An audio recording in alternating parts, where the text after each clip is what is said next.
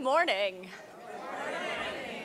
If you came to church today feeling like you want to rise in body, I invite you to do that. And if that feels like too much, I invite you to rise in spirit. And if that feels like too much, the rest of us got you. That is what church is for. Please join me in our opening hymn, number 347, Gather the Spirit.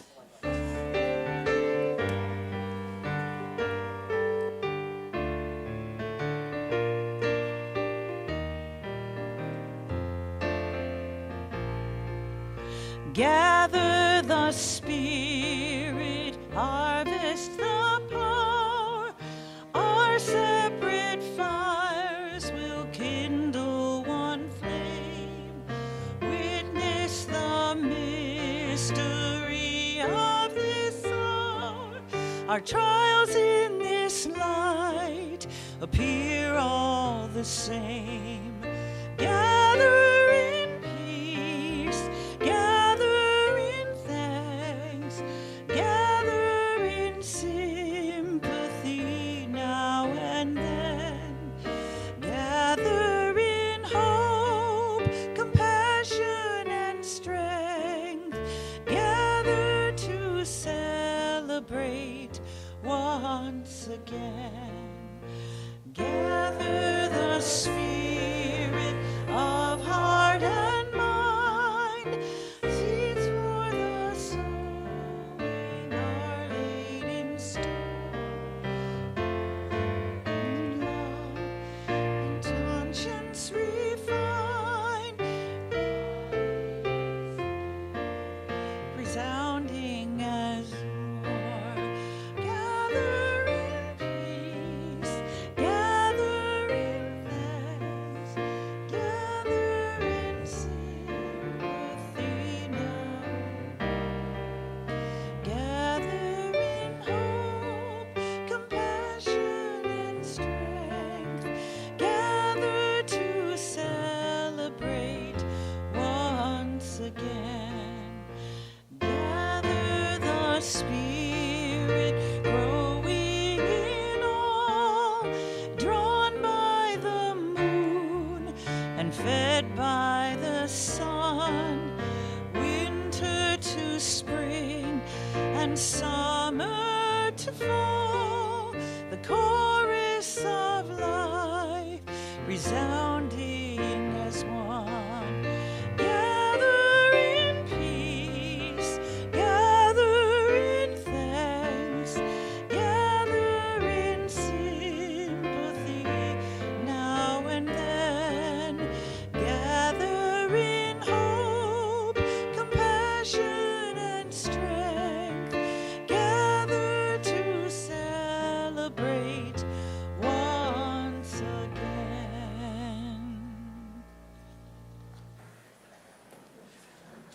You may now be seated. We gather again, and hello, welcome. It is so good to be with all of you. We find ourselves now physically at First Unitarian Church of Rochester. But this Sunday, I'm not welcoming you just to First Unitarian because we are a 3-congregation gathering today for our annual justice service. So welcome to First Unitarian Church of Rochester, First Universalist Church of Rochester, and the Unitarian Universalist Church of Canandaigua. Welcome all.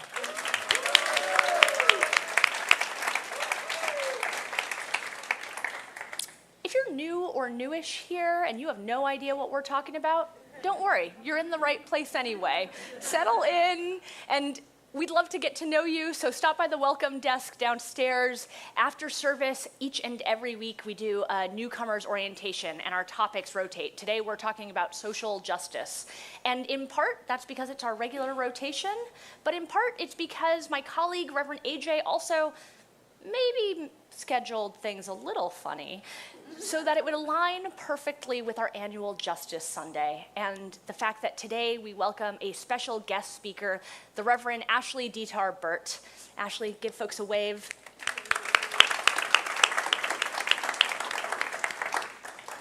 Reverend Ashley is an ordained Presbyterian minister who, as she puts it, plays nicely with Unitarian Universalists.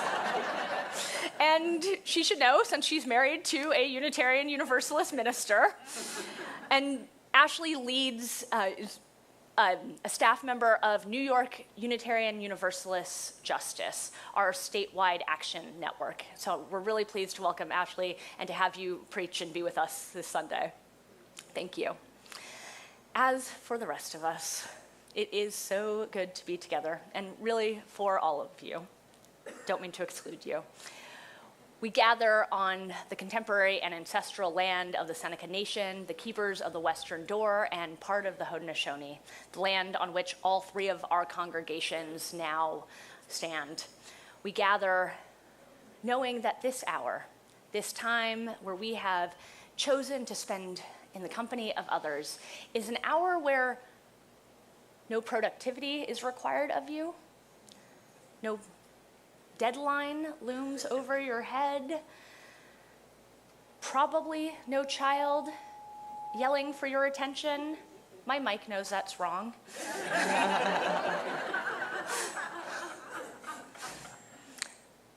But it is your presence, your being here, whether online or in person, that is what is required for this moment. And I'm so grateful to all of you for choosing to be with us. Just a couple of announcements, most of which apply to all three of our congregations. So not only is it our annual Justice Sunday, but also this summer, our churches gathered together to order Side with Love shirts, the classic Unitarian Universalist, beautiful or ugly, depending on your opinion, shirts that we show up in to protest, to witness, to lobby. And Anne, you're wearing one of these shirts. Would you just give a quick stand up? Fantastic. Gorgeous. You're wearing the one that has First Unitarian on back, but the new ones have all three of our congregations. And so today's the deadline to order one. You can order one online from any of the three churches, but also there's a table down in the lobby. For the First Unitarian people, this is our very last Sunday in this room. Yeah, I know. I don't disagree. I'd really love to have air conditioning in the sanctuary. But not tomorrow. You all can come to church tomorrow, but we're not doing worship. Next Sunday, we've got animal blessing outside, or if it rains, we'll come inside, and then we're right back in the sanctuary. All right, that's a lot. Let's do this. Let's worship together. I want to invite Danielle D'Onofrio. Thank you, Grant. To come on up, and while Danielle is moving forward toward the chalice, I'll just quickly introduce our worship team. I'm Reverend Sherry Halliday-Kwan. I'm the lead minister at First Unitarian. Reverend Eileen Casey Campbell offered a prayer, but her video didn't work, so I'm going to channel Eileen as best as I can. Sorry, Danielle, you're just going to stand a little bit longer. Ann Rohde from First Universalist is providing music. Grant Koss is our worship associate. We're going to light this chalice so well, I guarantee it. Woo. All right. Well, and Amanda and Ashley are leading worship. Thank you. With us. But worship really takes all of us. We light our chalice, but we also join in unison words. So I'm going to invite you to join in the words that we use here at First Unitarian. Life is a gift for which we are grateful. We gather in community to celebrate the glories and the mysteries of this great gift.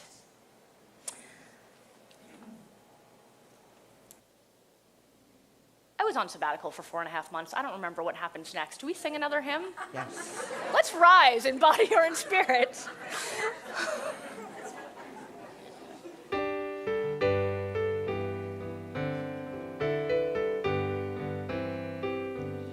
Love will guide us, peace has tried us, hope inside us will lead the way on the road from hate to giving,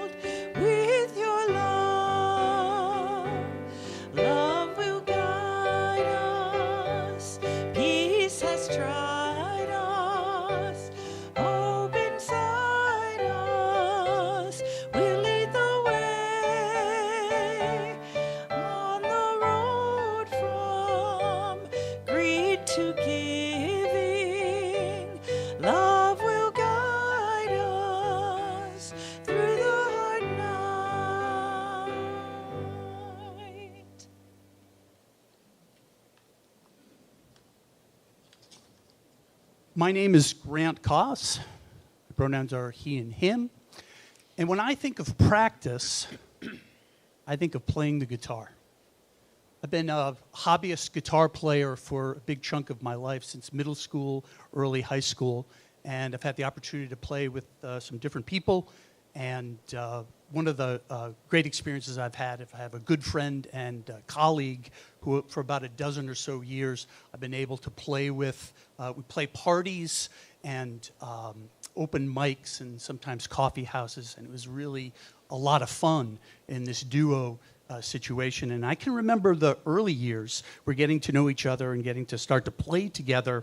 And I would bring songs to him, songs that I've known, for quite a long time. This is kind of like folk songs and folk rock songs. Nothing really that complex. 3 chords, 4 chords, and maybe a little bit of the truth. And he brought songs to myself, and I found them kind of a challenge starting out to kind of get down the mechanics and the technical side of things, those of us who are hobbyist musicians or professionals, if you will. And I found it, again, a bit of a challenge. And when I got a song down, I just didn't have the feel for it. And I would hear it recorded back, my playing, and I just really didn't dig it at all. My friend and colleague was really accomplished as a musician, really kind of as an artist.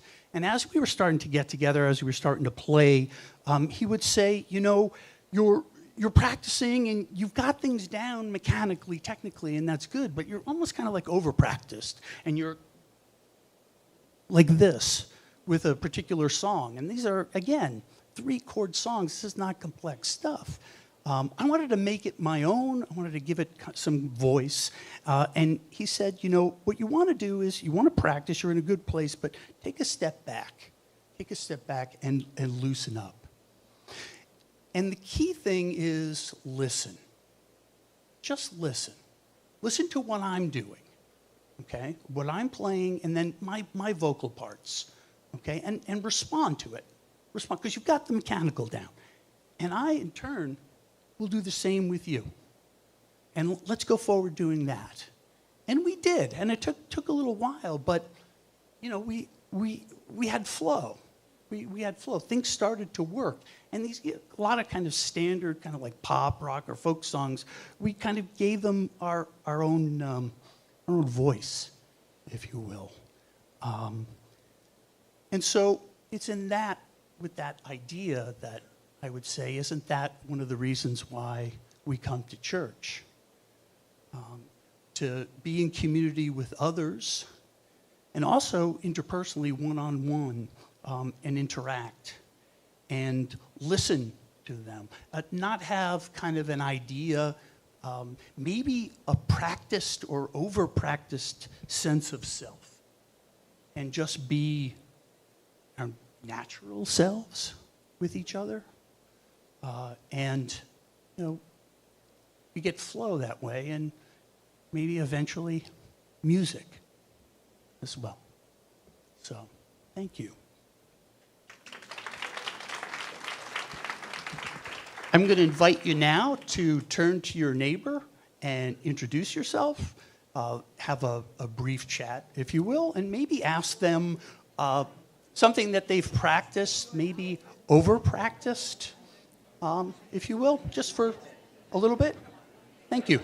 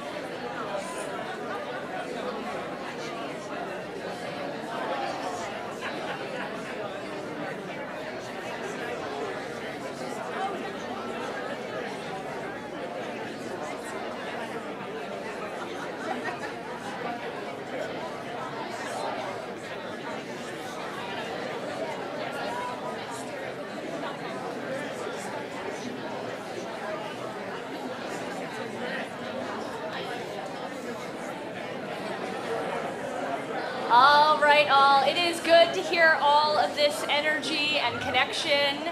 Don't worry, you'll have a chance afterwards. I invite you all to stick around after the service to continue these conversations. But I'm gonna pull you all back together. We'll get there, we'll get there. I'm not worried. All right. It is so good to be together. So opening words, that is a tradition here at First Unitarian and at Canandaigua. But at First Universalist, they each week gather and sing the doxology. And so I invite you to rise in body or in spirit and join in singing these words together.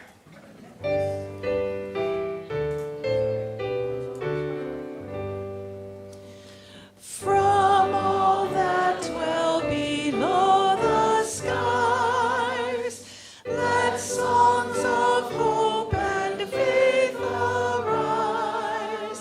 Let peace, goodwill on earth be sung, through every land, by every tongue.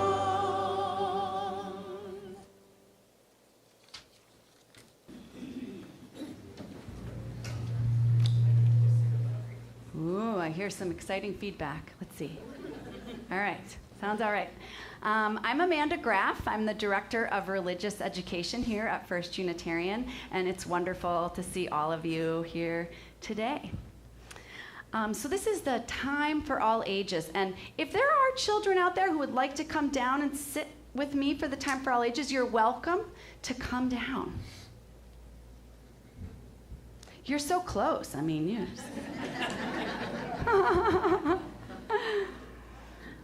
Come on down. You can join us here.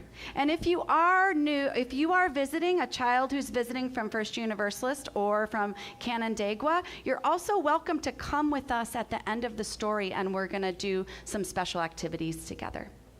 All right. So every year, the First Unitarian Association chooses a special book and invites us all to read it together. It's like a giant book club that connects Unitarians and Universalists and congregations all over this country and the world. The book is called The Common Read, because we're all going to read it together. And this year's Common Read is special because its goal is to get all of us, young people and elders and everyone in between, thinking together about how to make important changes in the world and how to bring about justice. Yeah. So I'd love to invite Sherry forward to model our books. So if you want to hold them separately, this one is called We Are the Builders, and this one is called Social Change Now, a Guide for Reflection and Connection. They're both by Deepa Iyer, who's a social change activist. And she wrote these books because she was part of social change and making a better world for a long time. And then do you know what happened to her? She got very tired. Does that sound familiar to anyone? Thank you so much, Sherry. And so she started to think, why is this making me so tired? And she realized that within social change movements, there's lots of different roles that people can play, and most of us kind of are sort of oriented in some direction. We're really good at this part of social change or that part of social change, and sometimes we get in a little bit of a rut or a pattern, and we get exhausted from doing the thing that we do so well, and maybe it's time to learn how to do something different. You also might be a person who you just do something so well, and that is your thing, and that is like what you are going to stick with, and it is feeding you and making you energized and excited, and that's also great. So the big message of these books is that we each have gifts to offer, and that all of our gifts are needed as we work to change the world. And so I am actually going to see what kind of gifts we have out here today in these gathered congregations. And if you're downstairs, you can also participate. You can stand or you can wave your arm when you hear about you and the kind of gifts you bring to social change work. We're going to celebrate a little bit. And young people too, if you hear something that you are really good at and you want to stand up and look around and see like, oh, who are the other people who do that kind of thing? Or want to wave so that people know that's you, please do, because we all have a role to play. And something that's so important, so exciting for me about these books, often the common read is like a book for grown-ups. It's not that exciting for kids. But this year's common read is, one of them is a children's book. And so Deepa Iyer really took the time to think, like, how are children at the center of these social justice movements? So here we go. Are you a builder? Do you like to help in a hands-on way to fix things that are broken, build new things that are needed, and make old materials useful again? Stand up or wave your hand. Look around and see, who are the builders here this morning? Who are the builders? Yeah, great. Are you a caregiver? Do you feel your heart open when someone else is in need? Are you quick to offer a listening ear, bandage a wound, or help a friend who's hurting? Stand up or wave a hand in the air if you are a caregiver. Yeah, that's a lot of us. Are you a frontline responder? Do you like to think ahead and be prepared, keeping an eye on what's coming and showing up when bravery is needed most? Stand up and wave your hand if you are a frontline responder. That's right. There are disruptors who march in the streets and speak truth to power. Raise your hand, stand up if you are a disruptor. That's right. There are experimenters who are full of ideas and new ways to do things. Are you an experimenter with new ways to do things? We need experimenters. Deepa Iyer says that might be the smallest group, and we really need those folks who are going to try something new, take a chance, make a mistake, not be perfect. Experimenters. And there are visionaries who dream and inspire us all to imagine the world we might create together. Stand up or raise your hand if you are a visionary. That's right, imagining the world we might create together. Storytellers are art makers, singers, dancers, entertainers, and tellers of deep truth. Wave or stand up, look around if you are a storyteller. And last but not least, we have guides. Deepa Iyer is one of them. Guides who show the way, who welcome and mentor newcomers, and help to steer the ship for all of us. Stand up, wave your hand if you are a guide. Wonderful. We need all of these gifts. And you may be sitting there thinking, but wait, they didn't mention my gift or the role I play. And the truth is, I'm sure there's more than these number that I read. And all of our gifts are needed. Whatever the case, if you heard your gift or you're thinking, I still have something to share, we are all needed in the movement for change, for social change, and to bring justice, a world of justice, into being. May this story unfold in your hearts until we are together again. And if you will raise your voices in song to help sing the children out to their adventures. Again, if you are here visiting from Universalist or from Canandaigua, a child visiting, and you want to come with us, we would love to have you. Let's sing the children out. Come on with me if you're coming. We bless you on your journey through, from sheltering arms to the wide sky blue, in your joyful jumps and your sad times too. You bless us by being you.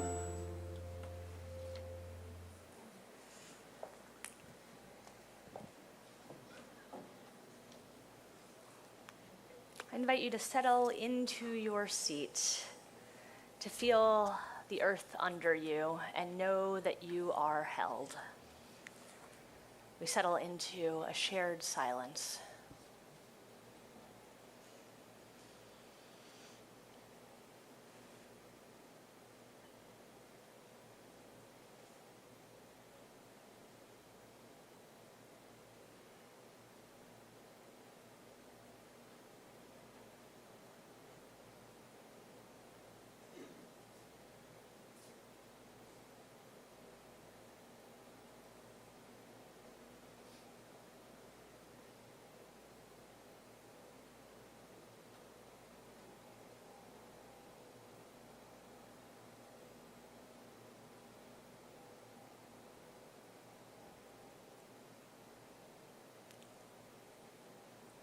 Weavers and healers, disruptors, experimenters, caregivers, no matter which role we play, each of us carries a seed within.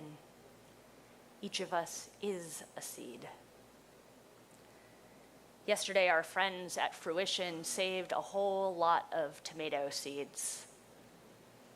And all of us, like those tomato seeds, sometimes feel like we're being squished in a big mess. There's gunk all over. And we're surrounded by others. When you see so many others around you, it can be easy to forget that each of us carries a bit of the past and a bit of the future, all tied up in one. Please join me in the spirit of prayer. Spirit of life, God of many names and no name at all, and one abundant love, source of endings and beginnings, remind us that we carry the spark of life within, that each of us is tender and holy and powerful. And each of us has a role to play in making the world a better place. May all the love that we have experienced in our life, the tender greeting from a shopkeeper, a smile from a stranger, a hug from someone at church, every last loving thing. May we know that that is not wasted when it is spent on us, because it helps hold and tend the spark and the seed within us. May this seed, may these stories, may this breath and the next unfold so that we might build a better world. Amen. As we lift our eyes and enter now into this shared space, we enter into a ritual of community witness. We know that each of us comes to church, comes to this congregation on Sundays with complex lives. And so honoring whatever is alive in your life, whatever grief or growth or gratitude is sparking within you, we bear witness to one another. Online, I invite you to share in the chat. And here in the sanctuary, I invite you to come forward to light a candle. If you'd like an usher to bring a candle to you, I ask you to raise your hand. And if you'd like to settle into your seat and simply offer your heart and your witness to those who gather, you too are part of this ritual. You're now invited to come forward and share in this ritual of community care as we witness to one another's hearts.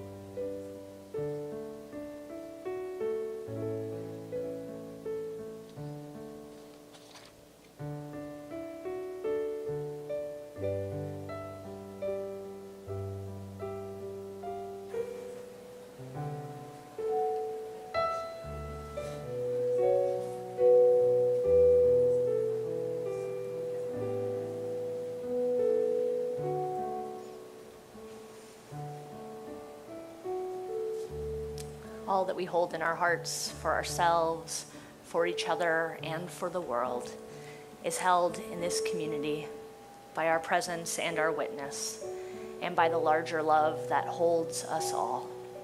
Amen, and blessed be.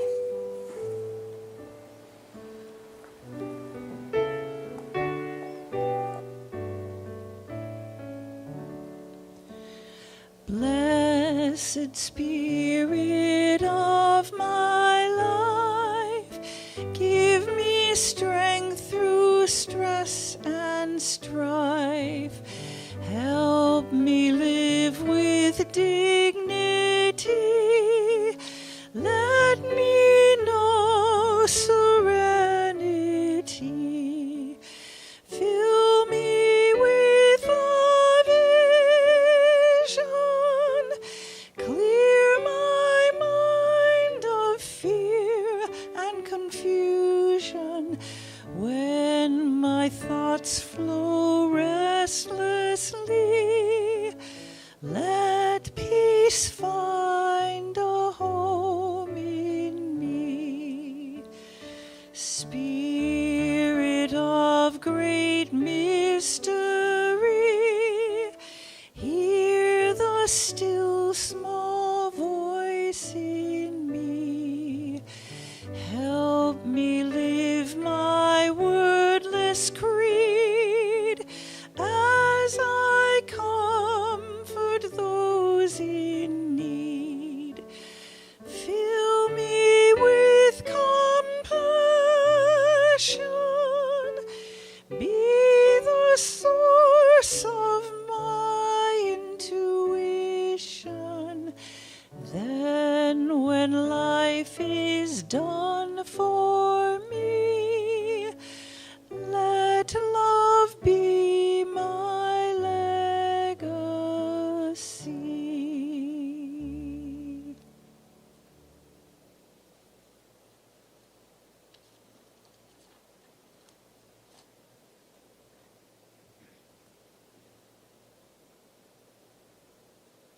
All that any of our three churches do is made possible by the time, talent, and treasure that we give to our missions.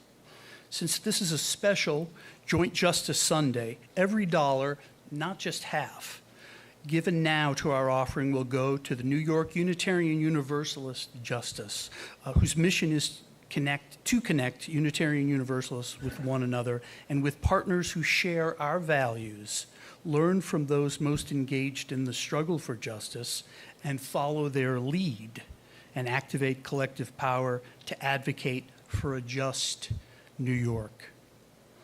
Using Church Center, the Church Center app, is the easiest way for First Unitarian members to give, but if you aren't set up with the app yet, or if you're an esteemed guest from a sibling congregation, you can also give by texting GIVE, G-I-V-E, and the amount you would like to give to the number on the screen, or using the offering baskets that will now be passed around. So it is in the spirit of abundance and generosity that the offering will now be given and humbly received.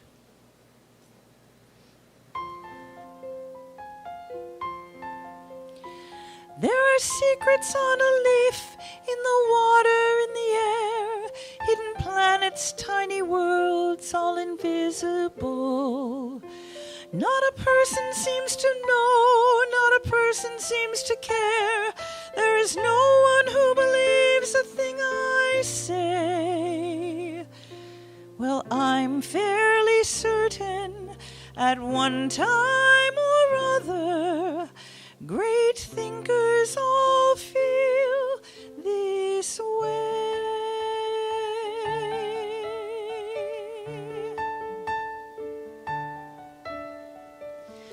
I'm alone in the universe, so alone in the universe. I've found magic, but they don't see it. They all call me a lunatic. Okay, call me a lunatic. If I stand on my own, so be it. 'Cause I have wings, yes, I can fly around the moon and far beyond the sky. And one day soon, I know there will be one small voice in the universe, one true friend in the universe, who believes in me. I'm alone in the universe, so alone in the universe. My own planets and stars are glowing. No one notices anything. Not one person is listening. They don't have any way of knowing that I have wings. Yes, I can fly around the moon and far beyond the sky. Well, someday soon you will hear my plea. One small voice in the universe, one true friend in the universe. Please believe in me.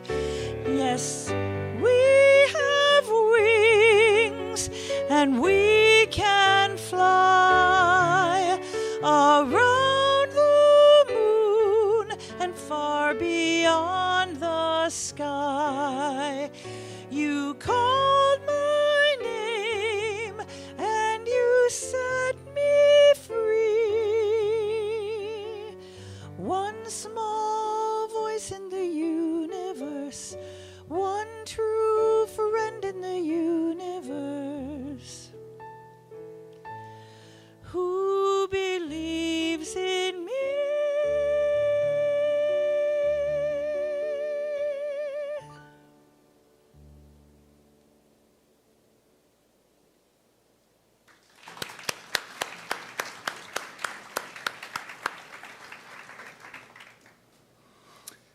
Our reading is from author Adrienne Marie Brown. Do you already know that your existence, who and how you are, is in and of itself a contribution to the people and place around you? Not after or because you do some particular thing, but simply the miracle of your life. And that the people around you and the place or places around you have contributions as well? Do you understand that your quality of life and your survival are tied to how authentic and generous the connections are between you and the people and place you live with and in? Are you actively practicing generosity and vulnerability in order to make the connections between you and others clear, open, available, durable? Generosity here means giving of what you have without strings or expectations attached.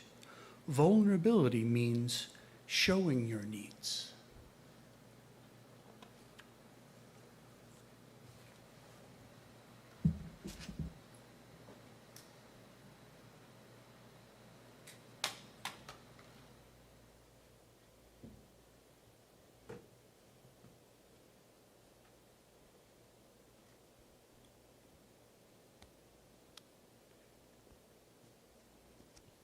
So when we were doing sound check earlier,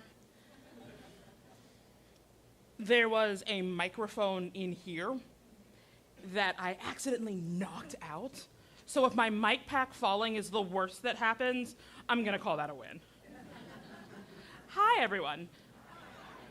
My name is Reverend Ashley D. Tarpert. My pronouns are she, her. I am so happy to be here with you all today. This is so cool, having all of these different congregations together. And I was telling some folks last night, and I was telling Sherry earlier, that this is, I think, my second time ever in Rochester. And the last time I came for a wedding, so all I saw was the venue for the wedding, the hotel, and the Museum of Play. So I am really excited to have gotten to see more, and I am really excited to get to see you. As it was mentioned earlier, I am the program manager for New York Unitarian Universalist Justice, also known as NYUUJ, also affectionately known as NUJ. And I'm the only staff member. We have a great board. I am part-time. And we do work around connecting Unitarian Universalists across New York State to come together, to learn about the justice work that they're doing, and to be able to collectively have power around legislative issues, particularly in the categories of housing justice, criminal justice reform, climate justice, and medical aid in dying. And in the spirit of honesty, while I live in the Bronx right now, and I have been in New York City for 12, 13 years, I am actually not originally from there. I am originally from Pittsburgh, Pennsylvania. Congratulations. All right, we got some. Nice.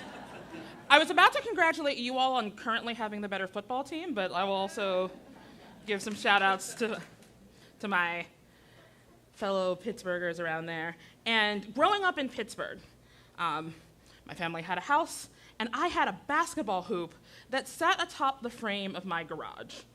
And whenever I was bored or alone, and I was an only child, so I was often bored and alone, I would go outside with my sunset-colored basketball, and I would try to get it in the hoop as many times as I could. Unless you begin to think that this has made me a good basketball player in any way, I can assure you it did not. It did make me a WNBA fan, but it did also give me something to do, some space to think, and honestly, some real joy. I didn't have to worry about school or my parents or anything that was bothering me. I could just be by myself with the ball. And then over time, mostly in gym class, I learned some things about form and having my legs be a source of power, about guiding the ball to the hoop. And so I would go back home, excitedly grab my ball, head outside, convinced that if only I practiced, I could become an expert at, well, not basketball as a whole, but maybe at free throws. So I stood on the asphalt, squared my shoulders, bent my knees, cradled my hands just so, and I missed it. Okay, try it again.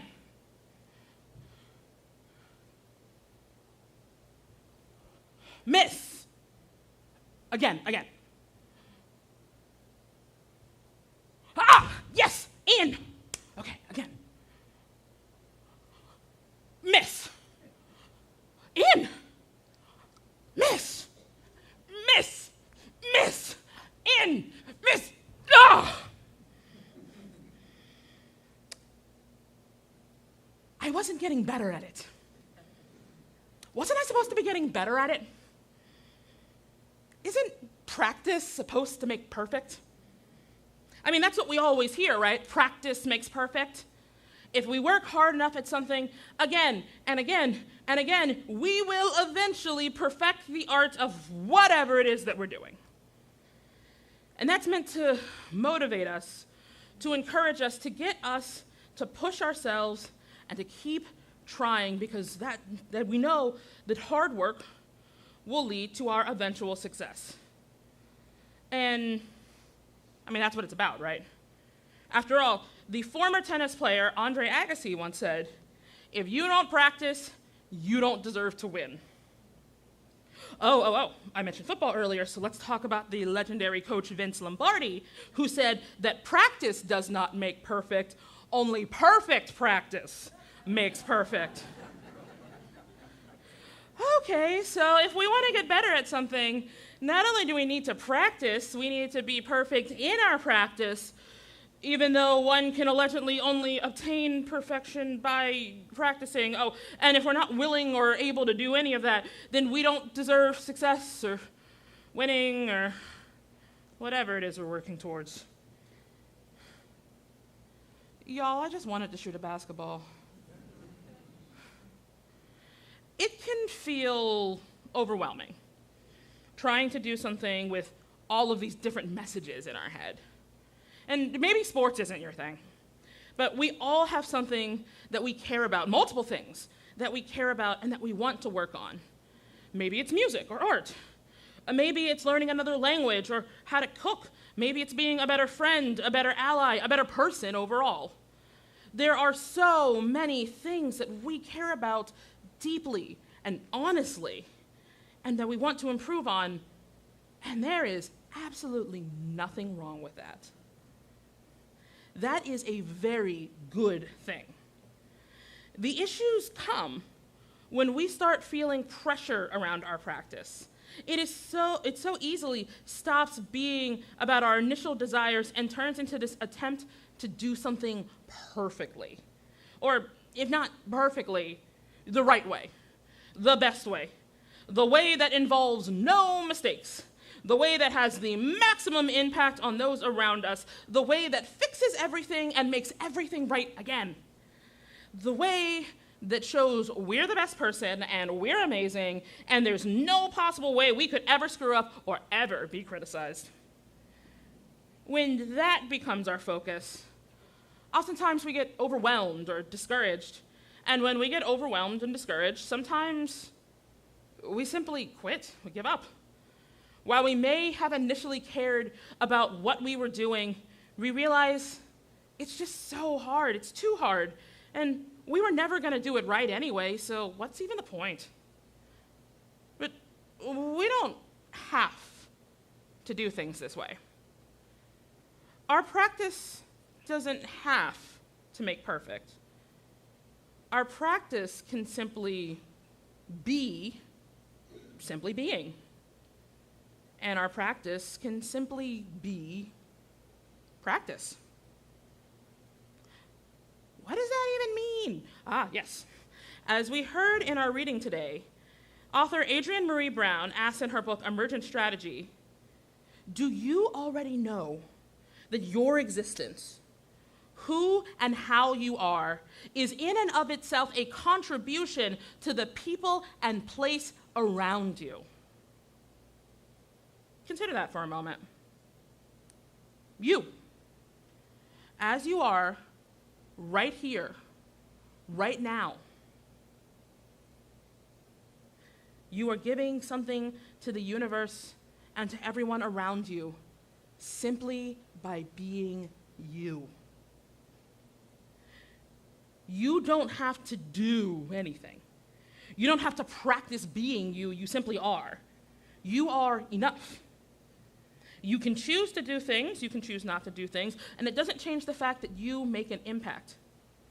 That's great news. You don't have to be perfect to be yourself. You already are yourself.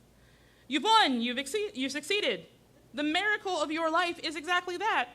Yay! Not only do you make an impact on the world and others around you, other people make an impact on you.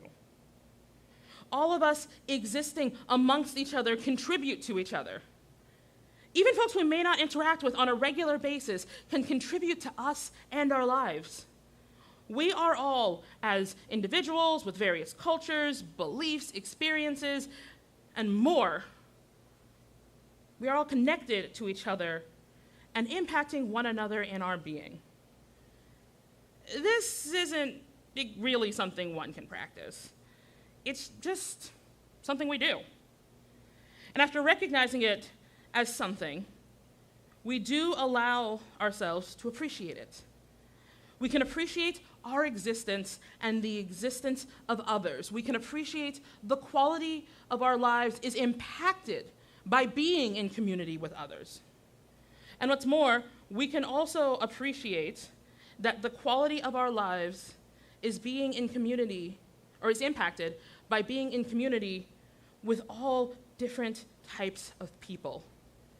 The wider the circle gets drawn, the more we give in to how those with totally different experiences and ways of being than us influence our lives. And as they say, knowing is half the battle. This isn't all Adrienne Marie Brown has to say, though. The paragraph following our reading gives yet another idea around the concept of practice. Actually, it was part of the reading. It says, are you actively practicing generosity and vulnerability in order to make the connections between you and others clear, open, available, durable? Generosity here means giving of what you have without strings or expectations attached. Vulnerability means showing your needs. This is different than what we were just talking about. This isn't just existing, just being, but rather a way of being. Yes, you still impact others just by existing, but this part is asking us about how we exist. And in that sense, it is something one can practice. We can come up with an idea of how we want to exist in the world, and we can work towards this. And still, that's not the same as the kind of practice we were mentioning earlier. Practice makes perfect means nothing here, because perfect implies that there is an endpoint. If one can do something perfectly, they can move on to the next thing, knowing that they have mastered something and they're ready for a new challenge. Generosity and vulnerability aren't things you can perfect. One does not work towards becoming generous and then achieve it and then move on to the next. You can't win at vulnerability. I know we wish we could. No, this time we're talking about things that one can start and honestly spend the rest of their life doing. And this time, if we stop doing them, we immediately no longer have the impact that we have been hoping to have on the world or those around us. Before we continue on this idea of practicing generosity and vulnerability, let's take a second to clear up what those words actually mean. Our reading describes generosity as giving of what you have without strings or expectations attached. This requires a willingness and openness that doesn't always come natural to us. It's one thing to be willing to give your time or your money or your energy to something or to someone. It's something else entirely to give up control when it comes to that giving. What if the thing we want to give isn't the thing that the circumstance requires? What if we invest in someone who doesn't acknowledge it or express gratitude in the way that we hope they will? What if someone tells us what they want or what they need, but it doesn't make sense to us? Or worse, it isn't something that we really want to give. The kind of generosity we're talking about means giving up the notion that we know everything, that our desires are the most important, and instead asked us to listen to the people and community around us, the communities around us, and give what we are able to based on what they are saying they need. And what's more, it's asking us to do things without expectation of anything in return. Now, mind you, we're not talking about situations where one is being taken advantage of or harmed in some way. Rather, we are talking about a selflessness that involves listening, giving, and focusing away from ourselves and our own egos. This is hard. And it's okay that it's hard. That's why we work on it. We practice it. We do it over and over again because it's important to us. Will we get better at it? Hopefully. Will we mess it up sometimes? Definitely. Will we mess it up a lot? Probably. But that's okay, because we aren't practicing to make perfect, we are practicing to make different. And then there's vulnerability. This definition seems so simple on the surface. Vulnerability means showing your needs. Sometimes that's easy. When I'm hungry, I tell my wife, I'm hungry. Are you hungry? She is also usually hungry. And so we work to figure out how to get food. Easy. A lot of the time, though, this is tricky. We all have needs, but many of us also have a desire to not feel weak or needy. We have needs, but we like to think of ourselves as strong and tough, and we can handle them on our own. We have needs, but we can't just ask for things. We're supposed to be adults, after all. I think all the children laugh. We have needs, but so does everyone else, so why should we burden others with our problems? Being vulnerable, truly vulnerable, requires us being both honest and open about our needs to others. It requires us showing up as our most truthful and honest selves. And not only can that be hard, it can be scary. What if someone judges us? What if folks think our needs are silly or unreasonable? Or even worse, what if we're vulnerable and no one responds at all? Practicing vulnerability requires practicing bravery, practicing honesty, practicing trust. It's the partner to generosity, because when we're vulnerable with others, we give them the opportunity to be generous with us, and vice versa. It allows for our needs to be spoken and for needs to be met. And that's why we work on it, why we practice it. We do it over and over again because it is necessary for our existence and for our well-being. Will we get better at it? Hopefully. Will we mess it up sometimes? Definitely. Will we mess it up a lot? Probably. But that's okay, because we aren't practicing to make perfect. We're practicing to make different. And these kinds of practice don't end at any given set point in time. We make a choice to keep doing them, knowing that we will probably fail at them one time or another. But we do it anyway because we know they bring something good to us. Even the failing brings something good to us, for it gives us a chance to learn and to continue working, which allows for growth and joy. Like a musician who plays their instrument every day because the simple act of making music makes their heart sing. We too keep practicing because it makes our lives and our communities sing. It's why my organization, New York Unitarian Universalist Justice, even exists. When folks in New York State express their needs, we act in the name of generosity through our listening, our partnering, and our actions. We don't assume we know everything that people may need, but we rely on partner organizations to guide us in the ways that we might be helpful. We listen to those engaged in the work, the experts, the activists, the community members. And likewise, we must be vulnerable and honest with our work, expressing our needs and passions with each other as we consider what needs to be addressed in our communities. And I know this is something that many of you do in your communities as well. Are we perfect at it? No. But we keep practicing and trying because we know this work brings people in and that there is beauty and joy in being present with each other and honoring our connections.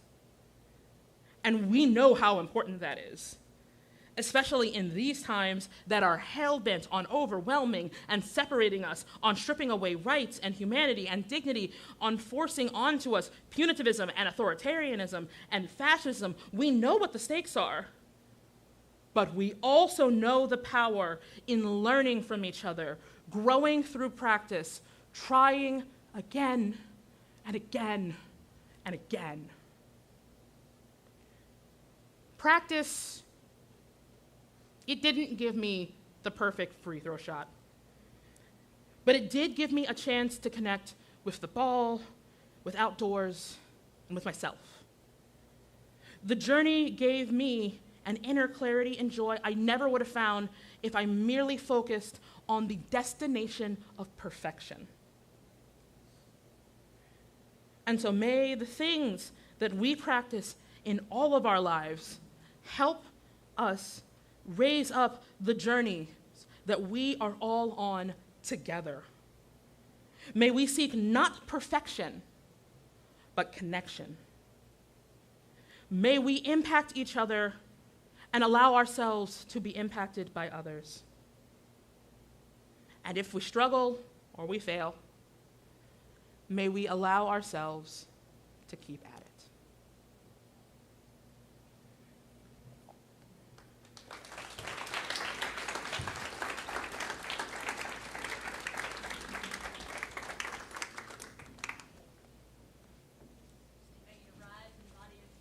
Join us in singing our closing hymn.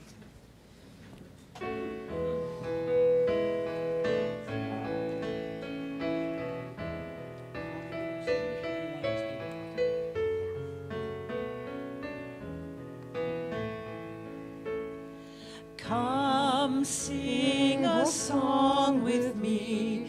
Come sing a song with me. Come sing a song with me, that I might know you're mine. And I'll bring you hope when hope is hard to find.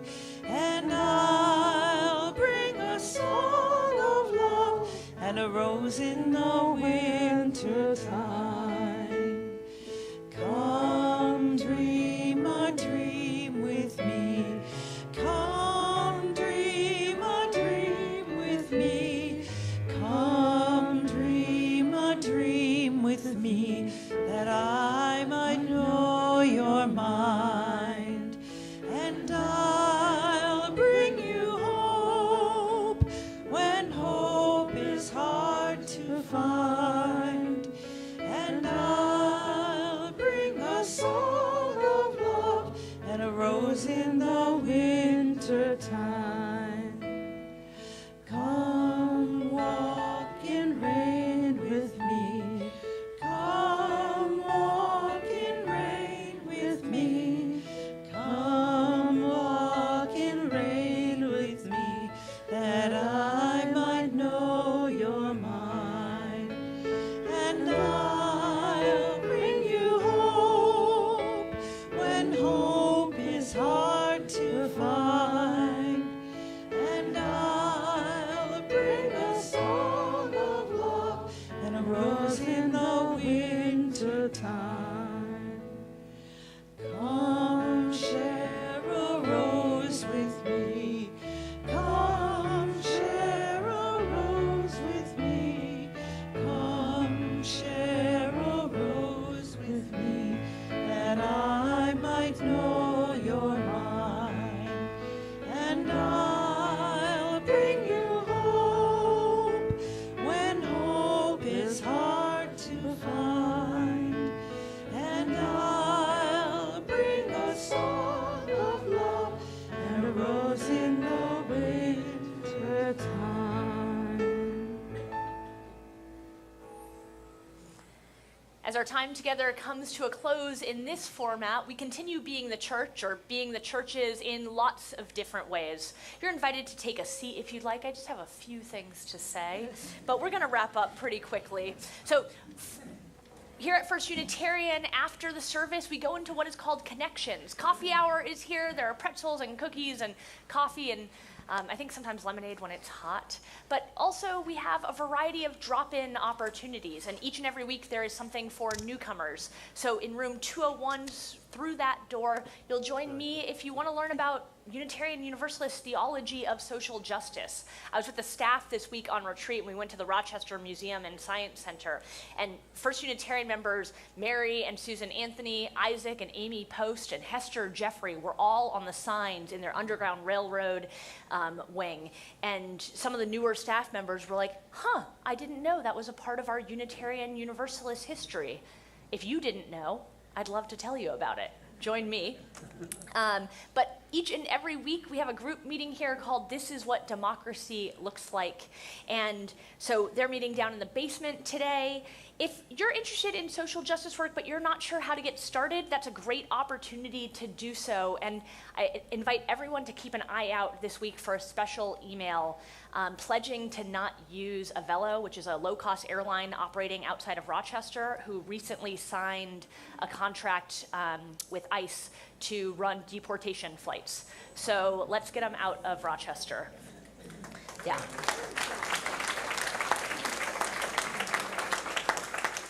And a huge thanks to Amy Stockwell for inviting this action from our congregations and other congregations. Amy and many others that she's invited into this work has been a huge part of what is making the work of protecting democracy happen. Amy, would you just give people a wave? I didn't warn you that I would do it.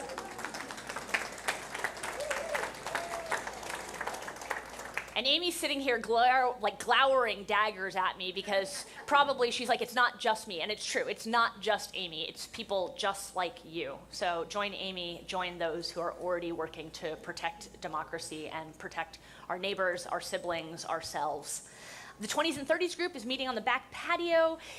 The garden group is offering a tour. If you don't know the difference between a native and an invasive and you're trying to figure out what you should be helping cultivate in your own garden or here at church, go do the tour with them. The 40s plus friend making group is meeting. Our junior youth and our senior youth are meeting.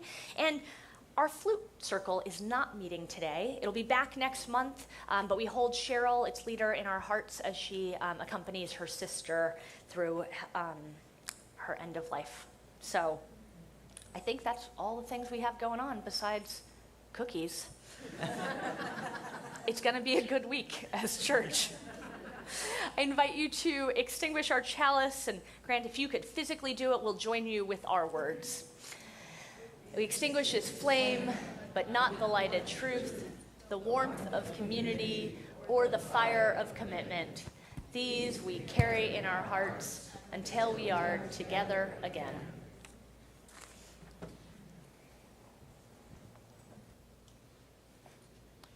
Friends, as you leave this place today, as we leave this place today, let us go out in the world and be. Let us exist and impact one another and truly see one another. As you go out today, as we go out today, let us go out and try. Try to be open and honest and vulnerable. Try to be generous in ways that feel amazing and in ways that may feel a little uncomfortable. And if you fail, try again and again and again. For our practice never ends, but it does unite us all. Go now in peace.